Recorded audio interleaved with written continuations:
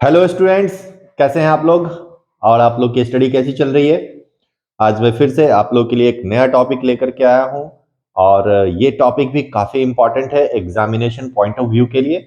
और एग्जाम जो है अब बिल्कुल नजदीक ही होते जा रहा है। यूं कहो कि अब तो समय नहीं बचा है, ठंड भी काफी पड़ रही है और इस ठंड में आपको तैयारी भी करनी है, पढ़ाई भी करनी है, अच्छे से अपने आप को फिट भी रखना है। ओके, तो सबसे जरूरी है कि अपने आप को फिट रखना, अपने आप को हेल्दी रखना, क्योंकि जब तक आप स्वस्थ नहीं रहेंगे आपको पढ़ाई में मन भी नहीं लगेगा। ओके, तो चलिए आज का जो टॉपिक है उसके बारे में मैं बता दूं आपको। आज बायोलॉजी का सेक्शन मैं शुरू कर रहा हूं और ये यूनिट 1 होगा आपका, चैप्टर नंबर 6 एनसीईआरटी का। चैप्टर नंबर 6 मैं बताऊंगा और ये चैप्टर पहले मैं बता दूं चैप्टर के बारे में। लाइफ प्रोसेसेस, लाइफ प्रोसेसेस, ये चैप्टर आपका जैव प्रक्रम। ओके, जैव प्रक्रम, ये चैप्टर आपका आज मैं डिस्कस करने जा रहा हूं। इस पे इंपॉर्टेंट जो भी क्वेश्चन है वो मैं बना करके लाया हूं, जैसा कि जो पैटर्न मैं बनाया हूं 50-50 नंबर का, हर चैप्टर से मैंने क्वेश्चन सेट किया है, इंपॉर्टेंट क्वेश्चन मैंने सेट कर दिया है। और ऑब्वियसली यही क्वेश्चन आएंगे आपके एग्जाम में, इसी से रिलेटेड क्वेश्चन आ सकते हैं। ओके, और प्रीवियस ईयर का भी क्वेश्चन मैंने इसमें डाला है। मैं बताया हूं आपको कि जो आपसे इससे पहले 2021 और 2019-20 में जो क्वेश्चन पूछे हुए हैं उस क्वेश्चन को भी मैंने एक जगह कर दिया है, ताकि आपको कम समय में आप ज्यादा से ज्यादा रिवीजन कर सके, ज्यादा से ज्यादा क्वेश्चन को आप याद कर सके। ओके, किसी भी बात का टेंशन लेने की जरूरत नहीं है, एग्जाम का टेंशन ज्यादा नहीं लेना है। बस निरंतर आपको पढ़ना है, फोकस करना है अपने पढ़ाई पे। जो भी सब्जेक्ट उठाए उसको 1 घंटा कम से कम मिनिमम आपको 1 घंटा देना है। उस 1 घंटे में आपको कुछ नहीं करना है पढ़ाई के अलावा। ओके, सिर्फ और सिर्फ आपको फोकस करना है अपने स्टडी पे। अभी भी अगर आप घंटों का हिसाब देखेंगे तो अभी भी आपको डेली, मैं बताया था पहले भी कि डेली आपको 10 घंटा सेल्फ स्टडी करना है। 10 घंटे अगर आप अभी भी सेल्फ स्टडी करते हैं तो भी आपके पास काफी समय मिल सकता है रिवीजन करने के लिए। ओके, तो चलिए शुरू करते हैं।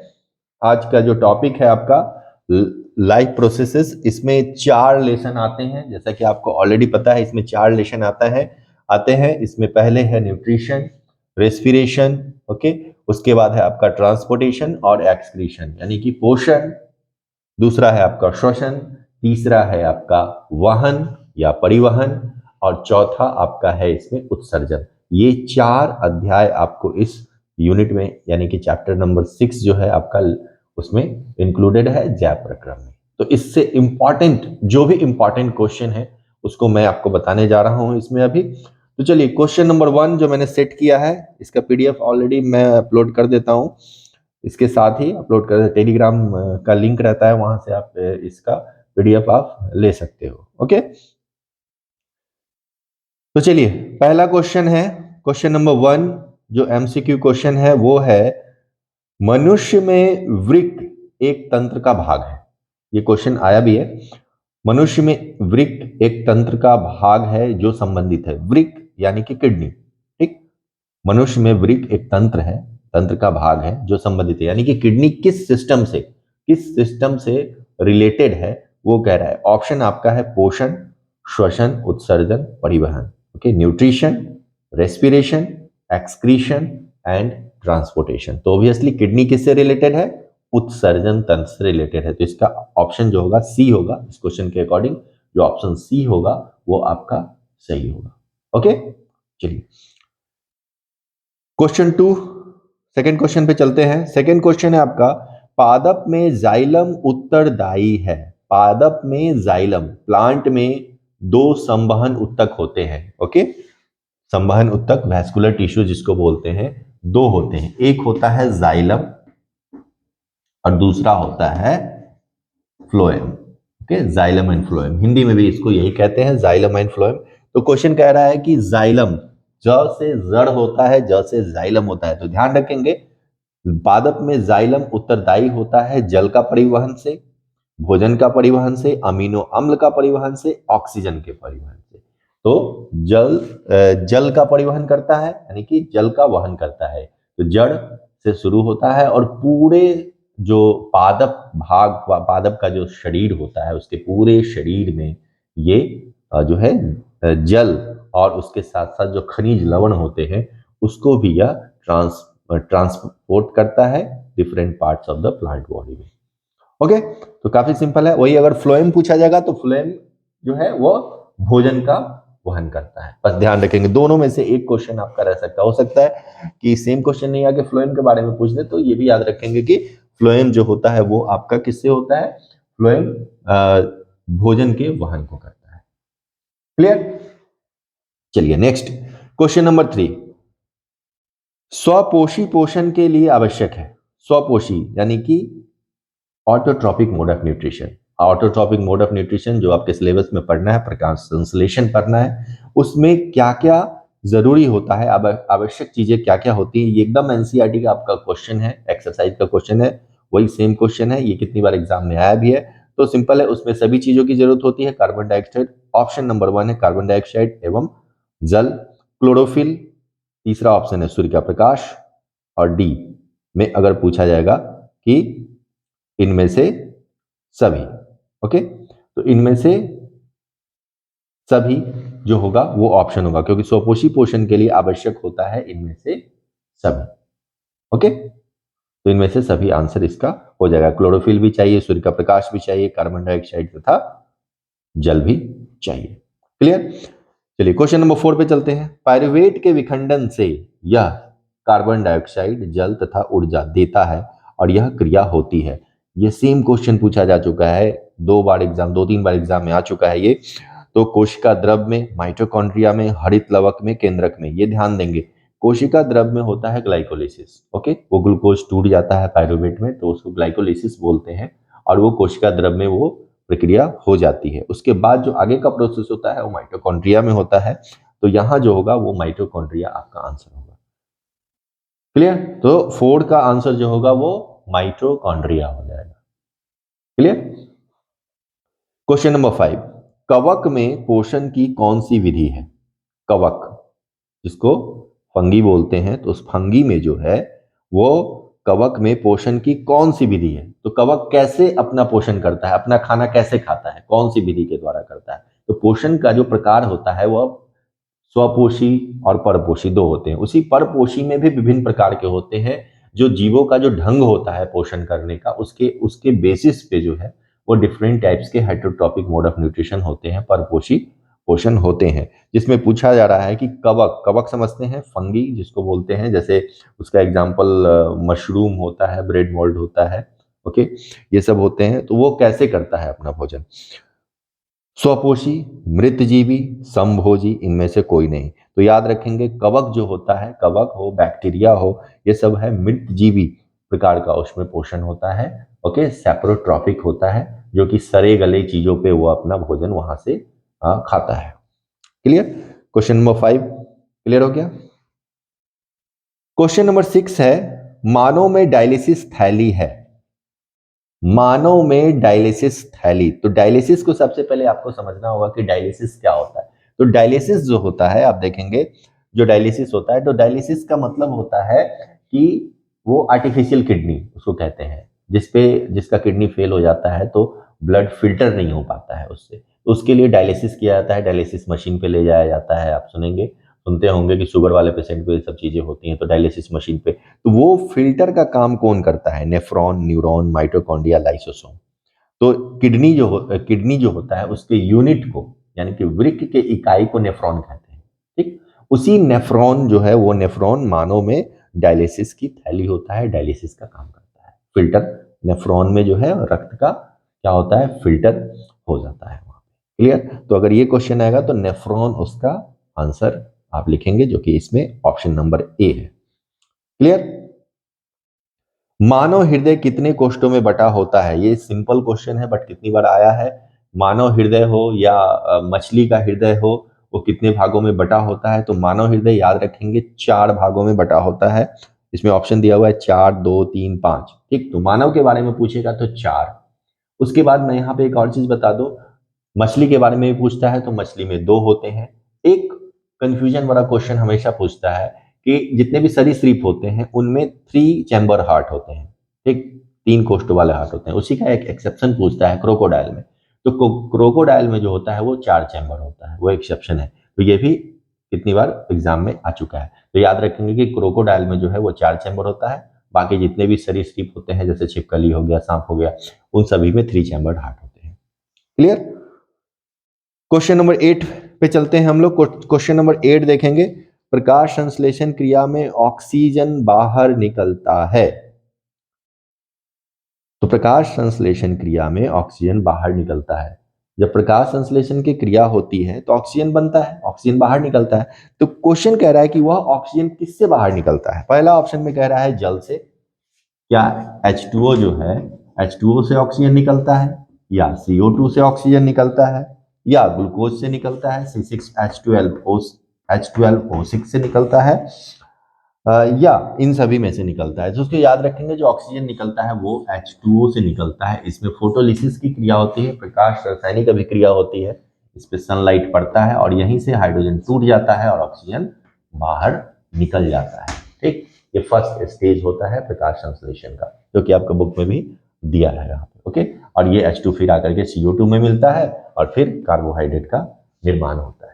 तो इस तरह से ये प्रक्रिया, अभी 10th में आपको सिंपल में ही पढ़ना है, आप 11th में जाएंगे तो इसमें सारा डिटेल में पढ़ना है। ओके, तो इसका आंसर हो जाएगा आपको H2O, जल से ये निकलता है।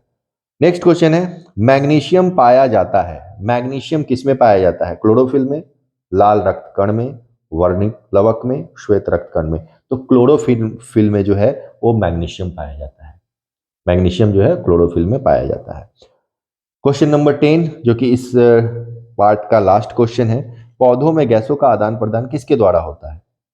तो क्लास 7 से आप लोग पढ़ते आए हैं कि पौधों में जो है गैसों का आदान प्रदान यानी कि CO2 और ऑक्सीजन का आदान प्रदान जो होता है वो रंध्रों के द्वारा होता है, एस्टोमेटा के द्वारा होता है।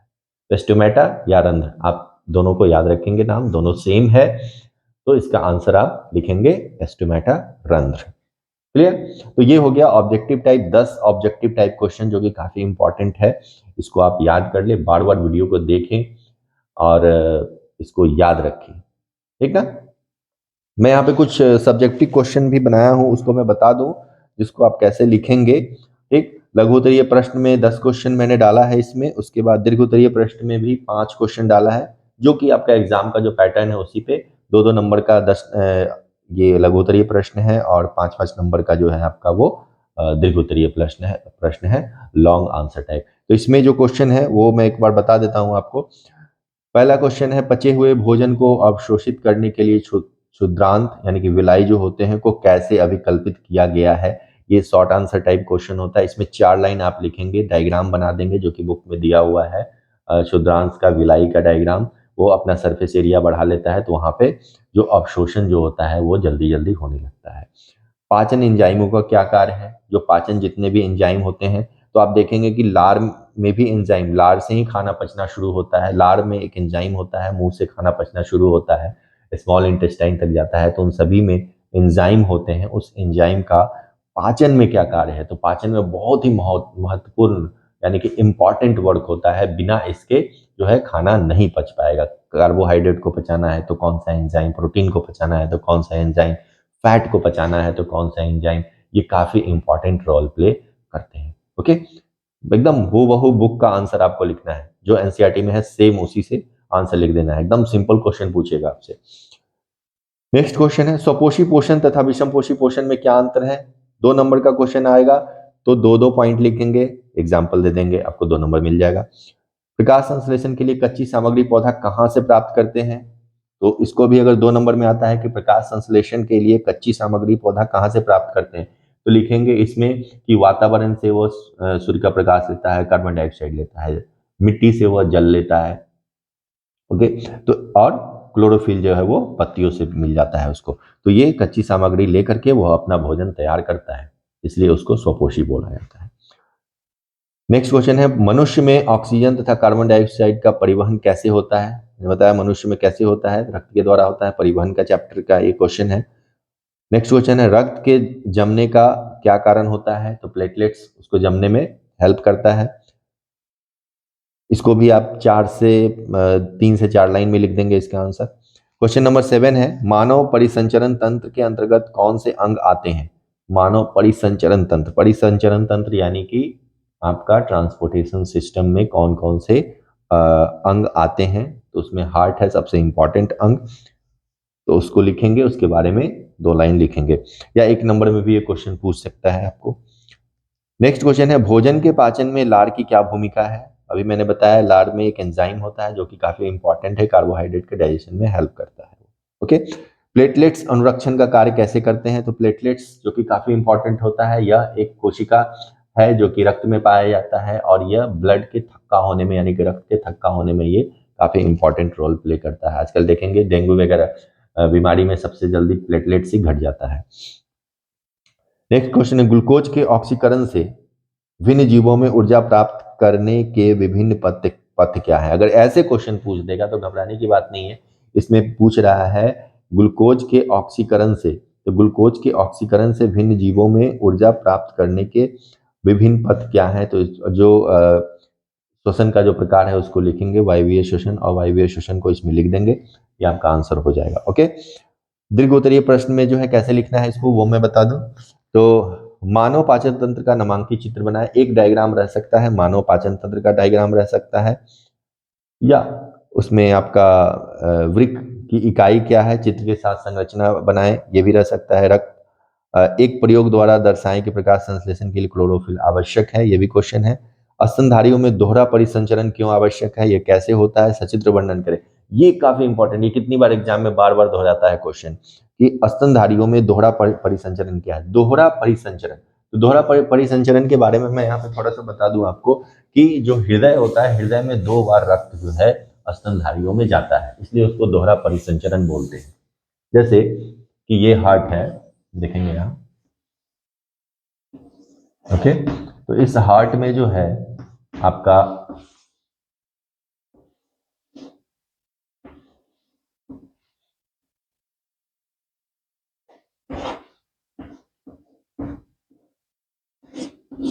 ये हार्ट हो गया। तो हार्ट में सबसे पहले जो है वो वेना कावा, ओके, ये सुपीरियर वेना कावा, ये इंफीरियर वेना कावा होता है। तो इससे जो है रक्त, जो अशुद्ध रक्त इसमें आता है, नीचे से भी और ऊपर से भी, एक बार आया, फिर ये इसमें गया, और यहां से ये क्या करता है कि फुफ्फुस धमनी के द्वारा ये चला जाता है लंग्स में, और फिर फुफ्फुस शिराओं के द्वारा यह आता है राइट में, इसमें आता है, ओके, राइट ऑरिकल में आता है, फिर राइट आर्टरियम में चला जाता है ये, ओके। ये अलिंद है, ये नीलय है, तो दाहिने अलिंद में आएगा, फिर दाहिने नीले में जाएगा, फिर शरीर के विभिन्न भागों में ये चला जाता है। यानी कि एक बार हृदय में आया, फिर फेफड़ा में गया, फिर हृदय में आया, तो इसी को दोहरा परिसंचरण कहा जाता है। क्लियर? तो ये भी इंपॉर्टेंट क्वेश्चन है, ठीक ना। इसके बाद कुछ और क्वेश्चन है जो कि पहले मैं जो वीडियो बनाया हूँ डिटेल में, पूरा डिटेल में जो मैं बनाया हूँ एमसीक्यू 20-20 क्वेश्चन हर चैप्टर से, उसको भी आप देख लेंगे, उसमें भी कुछ बाकी इंपॉर्टेंट क्वेश्चन डाला हुआ है। तो ये आपका कुछ शॉर्ट करके मैं 50-50 नंबर का मैंने इसमें बता दिया है। इससे पहले बायोलॉजी का कंप्लीट सेक्शन जितने भी चैप्टर हैं सबका मैंने 20-20 क्वेश्चन उसमें डाल चुका हूँ। 20-20 क्वेश्चन काफी इंपॉर्टेंट क्वेश्चन है, हर चैप्टर से मैंने बनाया है, उसको भी एक बार देख लेंगे तो आपका एक भी एमसीक्यू क्वेश्चन नहीं छूटेगा, ये गारंटी है। ठीक, जो वीडियो पहले मैं बनाया हूं आप उसको देख लेंगे ना, तो उससे आपका जो 40 क्वेश्चन जो आपको बनाने हैं साइंस में जो 40 क्वेश्चन बनाने हैं वो सभी टच हो जाएगा, एक भी बाहर क्वेश्चन नहीं आएगा। तो उसको देखें और चलिए इस पढ़ाई करते रहिए, जितना हो सके ज़्यादा से ज़्यादा अपने पढ़ाई पे फोकस करें आप। मैं जल्दी ही इसको कंप्लीट कर दूंगा 1 वीक में, ये जितने भी चैप्टर है बायोलॉजी का इसको कंप्लीट कर दूंगा, बता दूंगा आप लोगों को। वीडियो देखते रहें, ओके, और लाइक करें, शेयर करें, ज़्यादा से ज़्यादा बच्चों को आप शेयर करें ताकि उन लोगों को भी इसका बेनिफिट मिलता रहे। Okay, thank you.